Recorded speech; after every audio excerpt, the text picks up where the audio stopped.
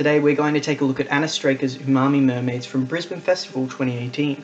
Specifically, we'll be looking at this performance through the lens of post-dramatic theatre and the forms, media and experiences that are used and created for the audience as a result of this.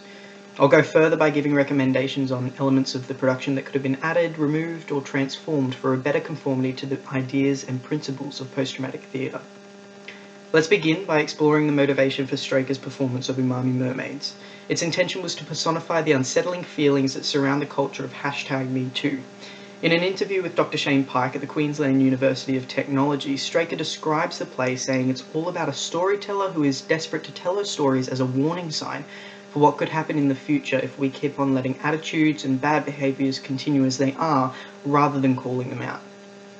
And so, here we are, an audience presented with real-world issues through the magic of theatre. But what makes Umami Mermaids post-dramatic? Well, Umami Mermaids possesses multiple key elements that are the core fundamentals of what Hans Thies Lehmann would consider post-dramatic. From the outset, the performance presents to its audience a bare stage. Upon first appearance, we're introduced to what appears to be a merman hauling a travelling circus. The character then begins to construct the environment on stage, all the while giving recognition to the dystopian ambience of the performance. This visual dramaturgy was so precious and well delivered. This evolution of the space and character is shown with great care and detail in the physicality of the performer. This strong use of parataxis, or the de-hierarchization of form and script, and the visual dramaturgy of the performer and space was what firstly became apparent as part of the post-dramatic form. Without referencing other literary works, Straker's use of intertextuality to make comparisons between the notions surrounding the #MeToo movement and Umami Mermaids created an impressive interrelationship and generated a strong related understanding between the two separate drivers of the story. This use of intertextuality was a wise choice to make for the comprehension of such a non-realistic performance. Just another example of its post-dramatic elements. Being a feminist piece for women, told by a woman, we can establish that Umami Mermaids has a strong framework supported by its intersectionality. This form of delivering a performance for the oppressed creates a solidified intention for the work and speaks for itself, rather than through the performance on the stage. This is what also diverges the performance from the dramatic. Now, lastly, we take a look at the media used to enhance the work. A clear sense of hypermediality is established in the production. Being a live performance with lighting and audio, puppetry and imagery, and mediatized dialogue, the reception of the piece happens through multiple avenues.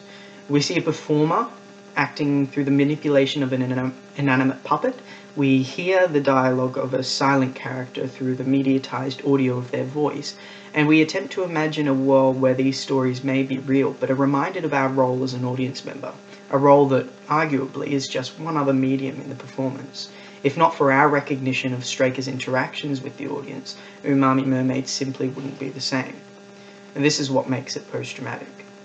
Now we ask ourselves, what would we do to the production to enhance its adherence to Lehmann's principles of post-dramatic theatre? Well, for one, I would make a strong addition of visual projection as a new medium. This could be used to bring to life the puppets and create a heightened sense of Straker's objectified magical theatre. Next, I would amplify the imagery of a dystopian environment through bolder choices in the physicality of the characters. This would help the performance to diverge from what we consider mimetic and dive into the outrageous possibilities of the audience's imagination. And lastly, I would remove some of the storytelling from the perspective of the protagonist and shift its mode into a different form of presentation, perhaps through pre-recorded audio-visual means. Straker's Umami Mermaids was an outstanding exploration of present and marginalised issues of today. Its construction was thorough and the delivery exceptional. The elements of post-dramatic theatre evident in the production were a delight to identify and analyse for the performance's purpose as contemporary art. Thank you for your time.